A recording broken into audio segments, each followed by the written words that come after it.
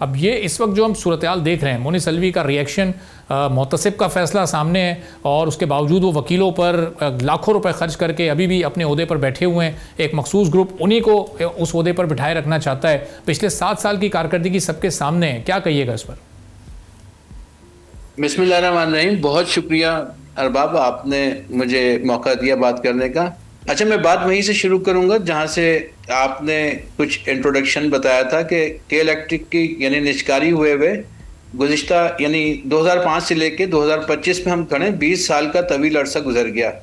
इसकी निष्कारी का पस मंज़र ये था, जो KESC जो इस मुल्क का एक एसेट था, कराची का कराची को बिजली फराहम करने वाला एक सरकारी इदारा था,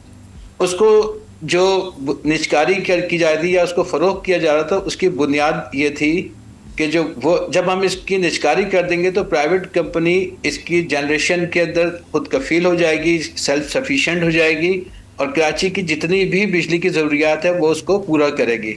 इसके साथ साथ जो है वो सस्ती बिजली कराची के शहरियों को मिलेगी, कराची से लोड शेडिंग का खात्मा होगा और जो है वो चूँकि सरकारी ख़जाने से KESC को हर साल एक खती रकम सब्सिडी की देनी पड़ती है, तो निष्कारी के बाद जो है वो प्राइवेट कंपनी होने की वजह से उसको सरकारी ख़जाने से, कौमी ख़जाने से, टैक्स पेयर के पैसे से प्राइवेट कंपनी को सब्सिडी भी देनी नहीं पड़ेगी। तो ये जो है वो उसके बुनियादी नुकात थे या उसका पर्पस था या निष्कारी का ऑब्जेक्टिव था। अब हम जो है वो 2 दहाइयाँ गुजरने के बाद 2025 में हम खड़े हैं, तो हम एक एक करके सारी चीज़ मुख्तसरन जो है उसका जो है वो जायज़ा लेते हैं। अब पहले हम देख लेते हैं जनरेशन में। जिस वक्त KESC थी उसके वो अपने ज़राए से जो यूनिट जनरेट करता था, एक सरकारी इदारा 9,307 मिलियन यूनिट सालाना जनरेट करता था। इस वक्त जो 2025 में के इलेक्ट्रिक की जो पोजीशन है वो 20% उसकी जनरेशन के अंदर कमी वाक़ई हो गई है और उसका सारा इन्हिसार जो है विफाक से मिलने वाली NTDC के थ्रू जो बिजली है उसके ऊपर उसका सारा इन्हिसार है। दूसरा मतलब ये है कि कराची की जितनी भी 3500 मेगावाट की जो रिक्वायरमेंट है उसमें से 2000 तक जो है उसकी जो ज़रूरियात है वो NTDC या विफाक की तरफ से जो बिजली मिलती है उससे पूरा किया जाता है। और ये मैनेजमेंट की नाअहली की वजह से इमरान साहब के मैनेजमेंट नहीं परफॉर्म कर सकी। जी बिल्कुल, नाअहली की वजह के साथ साथ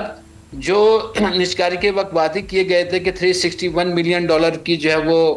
वो इसमें इन्वेस्टमेंट की जाएगी और जनरेशन के अंदर जो है वो 1100 मेगावाट का जो है वो इजाफा किया जाएगा।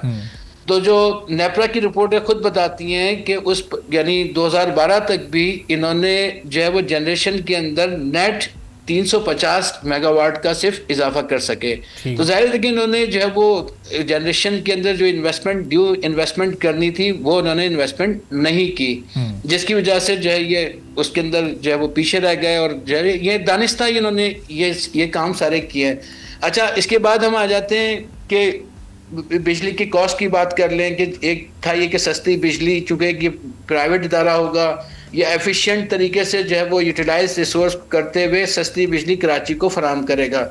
तो इस वक्त जो है वो गुज़िश्ता 20 साल से लेके आज तक की डेट में के इलेक्ट्रिक जो है वो सरकारी बिजली कंपनियों के मुकाबले में जो है वो महंगी तरीन बिजली बनाता है। यानी अगर एक एवरेज कॉस्ट एक यूनिट प्रोड्यूस करने के लिए जो सरकारी बिजली कंपनियां पाकिस्तान में हैं, NTDC की बिजली है उसकी 8 रुपये कॉस्ट आती है, तो इनकी कॉस्ट जो है वो 28 रुपये तक जो है फी यूनिट, सिर्फ मैं जनरेशन का एक यूनिट जनरेट करने की बात कर रहा हूँ। इसमें दीगर कॉस्ट उसमें शामिल, ट्रांसमिशन, डिस्ट्रीब्यूशन, ये चीज़ें शामिल नहीं हैं। तो यानी इतनी महंगी तरीन बिजली जो है वो अपने ज़राए से और ना सिर्फ ये कि सेल्फ सफिशिएंट हो सका बल्कि महंगी तरीन बिजली जो है वो 20 साल गुजरने के बाद भी बना रहा है। अच्छा, लोड शेडिंग पे आ जाएं तो के इलेक्ट्रिक ने तो लोड शेडिंग की एक नई इस्तिलाह जो है वो इस पावर सेक्टर के अंदर जो है वो डिफ़ाइन कर दी और उसको जो है इंट्रोड्यूस करवाया, जो कि खिलाफ नेपरा कवानीन भी है, गैर अखलाकी भी है और सुप्रीम कोर्ट के फैसले की खिलाफ वर्जी भी है।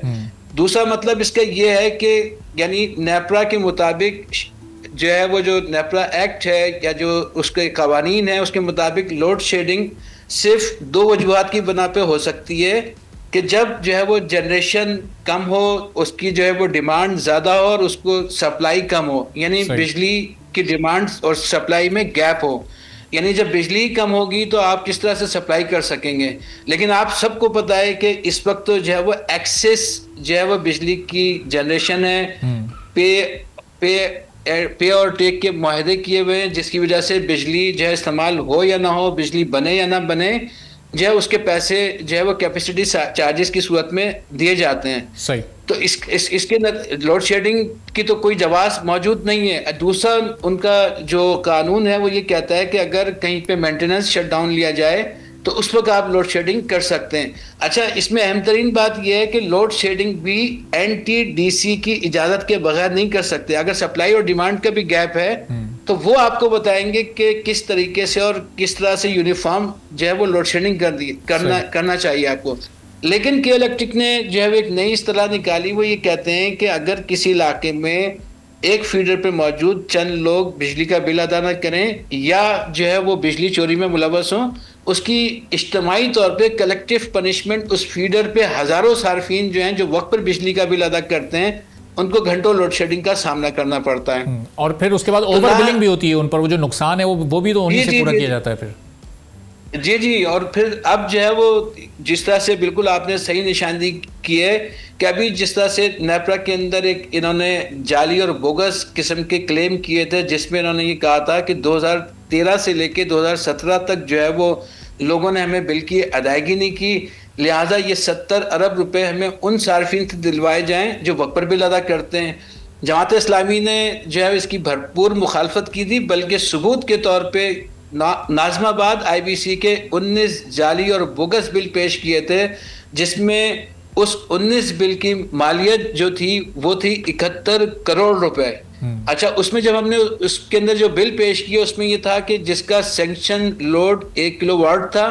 और उसके ऊपर एक महीने के यूनिट्स कितने थे, 45,000 यूनिट उसके अंदर मौजूद थे। तो मैंने ये नेपरा से सवाल किया, जो उनकी टेक्निकल टीम बैठी हुई थी, मैंने कहा ये किस तरह से मुमकिन है अगर जिसके ऊपर 1